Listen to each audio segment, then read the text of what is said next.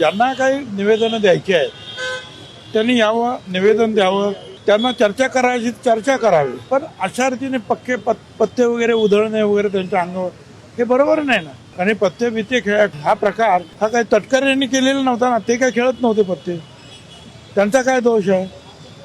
ते पक्षाच्या कार्यक्रमासाठी चालले होते, बाकी काय चाललंय ते चाललंय.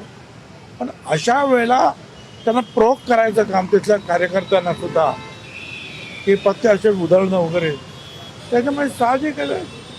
तो सूरज असेल किंवा कोणी असेल त्यालाही राग येणारच असेल. शेवटी ही तरुण मुलं आहेत. जय महाराष्ट्र, जय शिवराय. मित्रांनो, आता तुम्ही हा व्हिडिओ बघितला. या व्हिडिओ मधून तुम्हाला काही गोष्टी समजल्या असतील. पहिली गोष्ट ही की छगन भुजबळ साहेब सूरज चव्हाण यांचं समर्थन करताय. सूरज चव्हाणांनी जी गोष्ट केलेली आहे, जी मारहाण केलेली आहे घाडगेंना, ती अतिशय योग्य आहे असं त्यांचं म्हणणं आहे. छगन भुजबळ साहेब, तुम्ही महाराष्ट्र राज्याचे मंत्री आहात, महाराष्ट्र राज्याचे अन्न व नागरी पुरवठा मंत्री आहात. तुम्हाला समजायला पाहिजे, तुम्ही एका चांगल्या अहुद्यावरती आहात, तुम्ही एक चांगल्या पदावरती आहात. तुम्ही काय स्टेटमेंट देताय? आज म्हणताय की तटकरेंच्या अंगावर त्यांनी पत्ते फेकले. नीट व्हिडिओ बघा.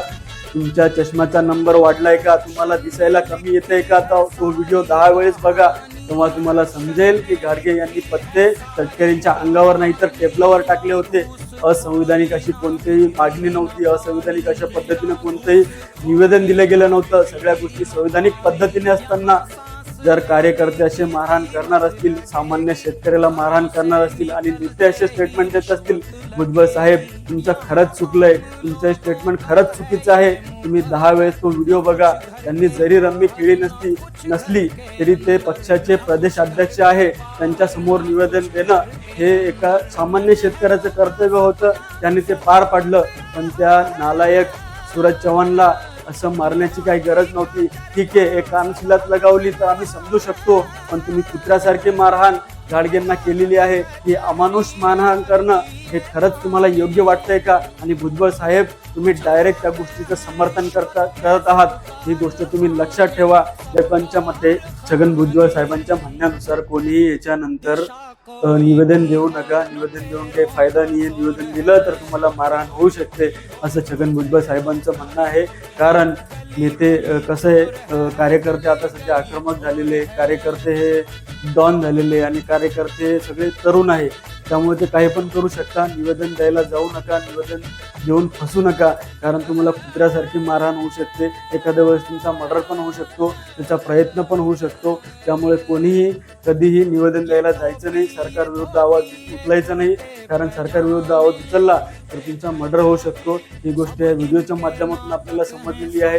कारण या राज्याचे अन्न व नागरी पुरवठा मंत्री स्वतः सांगतायत की निवेदन दिलं तर ते संविधानिक पद्धतीने असलं पाहिजे. संविधानिक पद्धतीनं असेल तरी मारहाण होती. या व्हिडिओमधून आपल्याला समजतं.